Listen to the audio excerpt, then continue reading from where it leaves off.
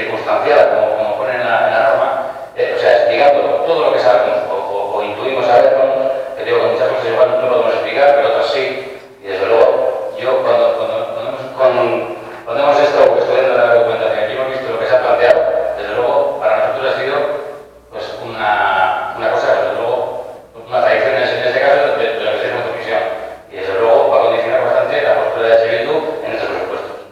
Pensamos que si en la memoria no hemos sido capaces de hacerlo, lo tenemos que hacer de otra manera, porque nosotros sí vamos a exigir que esa deuda de 124.000 euros, vuelvo a repetir, porque es una cantidad importantísima, se tramite de una manera como tiene que tramitarse, y que se tiene que explicar y que se tiene que justificar como se tiene que justificar.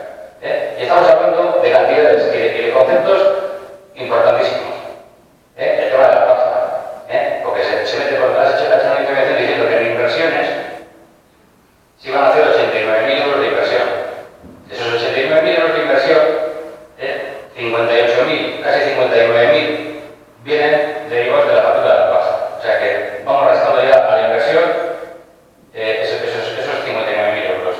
Porque las inversiones más importantes que tenemos en este presupuesto, y lo que vamos a hacer, va a ser el paraguas de funda paraguas de 285 euros, un equipo de música de 200 euros, una máquina de coser de 200 euros. Esas son las inversiones que pueden hacer este año.